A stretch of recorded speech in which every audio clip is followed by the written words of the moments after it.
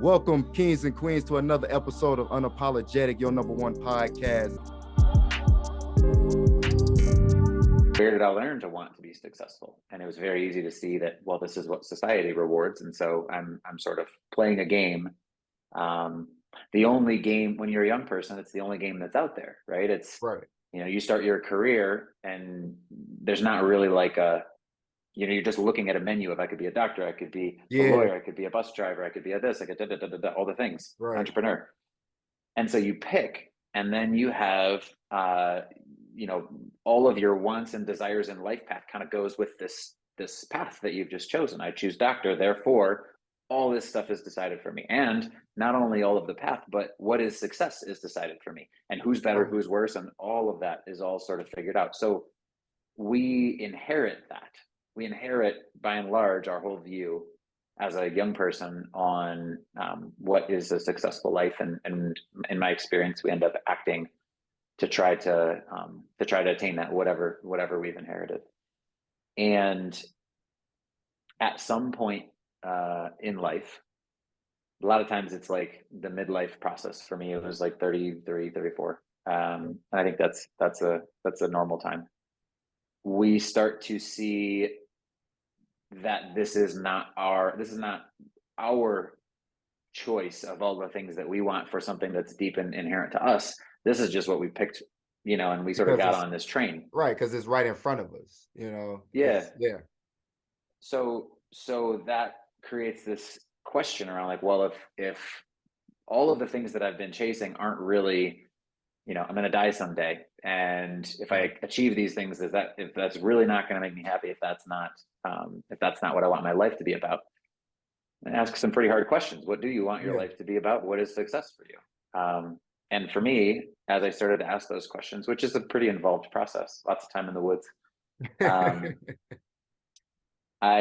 what I learned is that I, more than anything else, what I cared about was being present in the moment that I was in. And so as a result of that, I've built a lot of my work and a lot of my practices around enabling me to do that. Coaching is by itself, as a discipline, requires that you be incredibly present in really intense conversations, and that fuels me. That, and the other thing that is really important to me is I really like to create, really like to build stuff. And so understanding that, and without really even effort to try to like make that mean something, just kind of getting in touch with what was true for me as a unique human, not as a entrepreneur, it made it accessible. It sort of naturally, what evolved out of that was a series of projects that I just started working on because I was interested in them. And then one of them eventually, I started writing, and one of them eventually turned into coaching clients finding me, and that fueled one part of me. And then other coaches that were former founders resonated with what I was saying, and that started to coalesce into a coaching firm that with a very specific value proposition around former entrepreneurs helping entrepreneurs. How that all came together. And it was not a previous life. My goal was like in the venture world, I have my 5-year projections, and my job is to make reality be like this projection, and I'm doing it with fifths because it's so friggin', that's the energy that goes with that. And you can build that way. It's exhausting, but you can definitely build that way, and I did for a long time. But the thing that I find so soulful and amazing about the way that we've built this organization is that I don't have like I have a whole bunch of visions around like the problems that I want to solve and the way that this can have an impact on the world, but I have no idea how this company is going to turn out. And I'm not really attached to it needs to look like this, and it needs to have these characteristics, it needs to be this size by this time, or any of that. What I focus most of my time on is just, I want to be useful as much as I can, which I think I'm doing. And each day I'll wake up and I'll try to do the best work that I can. And just doing that has led to all sorts of cool stuff showing up in my life. Man, wow, that's more than I thought you would give me. Oh man. But so inside out, you would call it the final understanding of yourself, right? Mm. At this point in time. That's a really interesting question. And I don't think so. Okay. And actually it's kind of a recent development that I don't think so. I think for some time it felt like, an expression of myself. I think it was. Um, and then as I remember when I left V.N.N, one of the key lessons that I was like, don't forget this, is my identity was so wrapped up in being the CEO of V.N.N that when I left, I had no idea who I was. And it was this really big Right. traumatic sort of identity crisis. I was like, don't do that again, right? Yeah. Don't wrap your identity up in your role again. And then as I'm creating Inside Out, it was like, well, this is just an expression of me. And as it evolved, other people started to get involved. I could feel myself like, well, this feels like me. And as I'm talking about it, it's just me. And then I caught myself. I was like, I'm doing it again. Here I am. Like this is me becoming this organization. And Right. I Yeah. I I realized I got to let it go and I got to let it be its own thing. Um, Hmm. That and that makes sense. was when that happened. That opened up all sorts of opportunities for other people to get involved and add their contribution to it. Right. Um, so yeah, it's very much something that I express myself into, but it's broader than me at this point. Okay. Okay. I like that. I like that. And then you caught yourself before you started down that road of, of destruction and Yep. self-destruct. So that's awesome. But with Inside Out, what all different corporations or companies or organizations have you worked with that are like big? You know what I'm saying? Like that make Mm, impact in the communities. mm. Well, so the nature of executive coaching is it's confidential.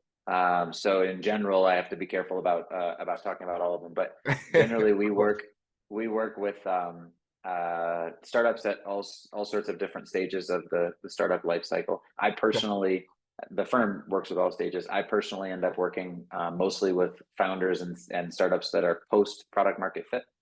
So once they've gotten to the point that they've gotten some initial traction and the dogs are eating the dog food, for lack of a better term, and they start to get into the transition into like from a founder into a CEO, instead of just like hustling and trying to make things, put the right pieces in the right place. Now they're working with people. They're working with teams. They're building organizational structures and dealing with politics and stuff like that. Gotcha. And I Okay. find I end up working a lot in that space. But between the three coaches that we work with, there's myself, there's Jason Plimmel, and then there's Santi Jaramillo. And between the three of us, we've coached, I think it's a couple hundred founders with a total net market cap of over $8 billion. So Oh these my are God. there's some heavy hitters in here. Congratulations. Wow, man. That is It's incredible.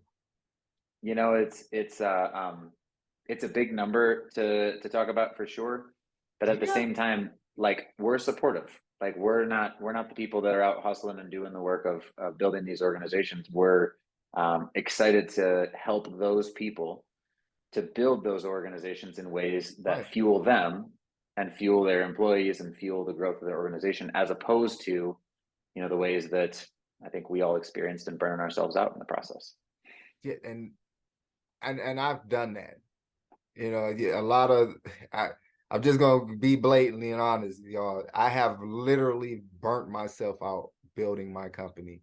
And a lot of the things that you said in the beginning, um, I've I found myself in sort of those type of predicaments where I couldn't stop working. Even when I'm home, when I'm with kids, I have a family, the dog, like I'm not even paying attention to my dog because I'm so like, man, what's the next project? Oh, I got to go out of town. Yeah. Oh, I got to do this. So hearing you say, tell your story of how you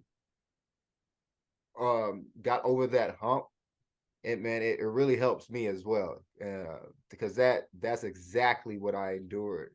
in the beginnings of the years of building myself as an entrepreneur. And I didn't know who to talk to, who to express myself with. I talked to friends and family, and I know you have as well. But Yeah. the hear how important it was for you to get back into your type of mindset, Ryan's mindset. Who was Ryan, in order, so to Mm, speak? It was a venture, and you came out on top, even though you're still learning, which you're very humble. That's why I catch. You're a very humble guy to be in positions that you're being in right mm, now, and you don't find that too often. I'm not saying they don't exist, but when you, for example, when I contact certain people, or I've been in rooms where there's millionaires and or political figures and all this, and they're, some of them are talkable. You're like, oh my God, yes, I love you, I love what you do. And others, they look over you like you don't even exist. And I think that mm. is what a lot of people and a lot of viewers see. You know what I'm saying? And that's not really all the case. And you pretty much showed that today. And my other question is, I know I was rambling for a moment, excuse me, but what company, okay, out of the four that you have created, you say you had two failed ones. So what about the failed ones that helped you build Inside Out, or did they correlate any type of way?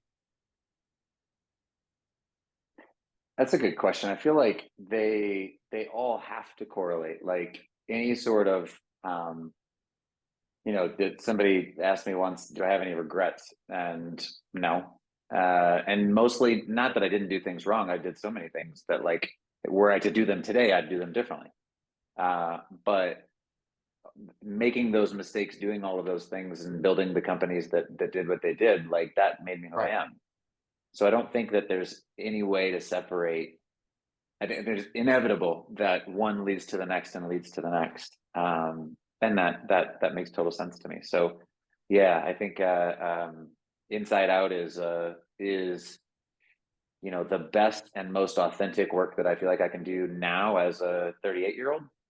And I have no idea what I'm going to look like as a 40-year-old. I might be, and it might look really different. I hope that Yeah, I change and evolve, and sort of do that process consciously along the way, and that whatever I'm working on, with if it's Inside Out, it seems like likely that's probably it, but I don't right, know. If it's that, I hope it continues to evolve, and not only as a result of my own personal evolution, but I hope that it furthers that and sort of stretches me and pushes me to be, by surrounding myself with in a situation that asks me to be, um, the best and most aligned version of myself that I can. So, right, right. and I think that's ultimately what business can do. Business is a crucible, especially starting a company. Um, and you can approach that in all sorts of different ways. I think for a long time I approached that by just trying to outwork everything and trying to win at whatever cost. And I think I got to the end of that process, and found it wanting. It's like Mm. there's that Jim Carrey quote where he's like, "I wish everybody could get rich and famous and get everything they ever wanted, so they can see that it's not the answer." Oh Um, yeah. Wow, man. That's crazy. yeah, Wow. and I'm nowhere near the ballpark of a Jim Carrey, but I feel like I understand that. Yeah, And now, anything that I'm building, it's not that I sometimes don't get caught in the chase of it, because I live in this society and this is what our society tells us is right. important. But I'm getting better and better at catching myself, and building things, and um, doing work that I feel like is useful based on what I care Man, about. And you're that's doing good too. helping people as much as I can. Yeah, And it's like I still can't believe, man, you're only 38 years old. And you have dude. literally said, man, with all I'm these accomplishments. this is a rough age for me, because I'm just starting to get to the age where, like, my body's slowing down.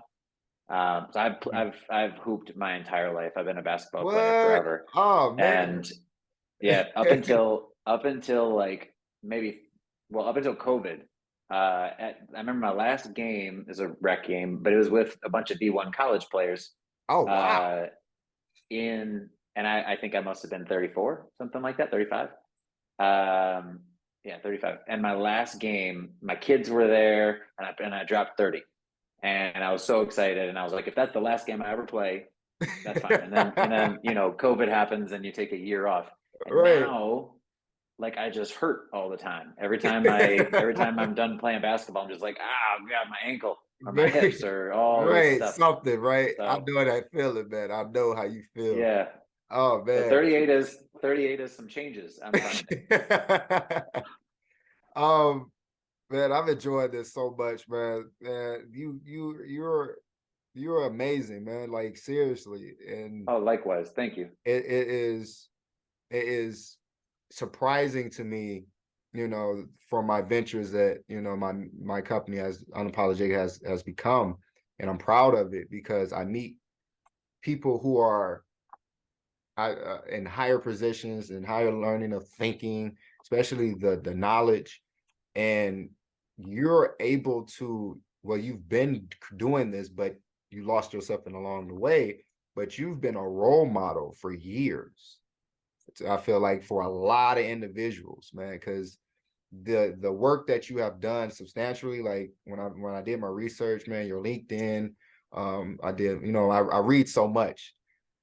And what I've came to find out is everything that you have done is in quote is in a realm where it benefits the community as a Mm, whole. You get what I'm saying? It's never, oh, we on just this side and we're not really working down to the south side area. yeah. You're like you want to spread like a whole, I don't want Mm, the term virus because that's bad, but you want to spread the will of what you're trying to do and try to make things better around you. And I feel like a lot of entrepreneurs do that, and we tend to crash hard. uh, Some of us crash so hard that we don't know how to pick ourselves back up. And so yeah.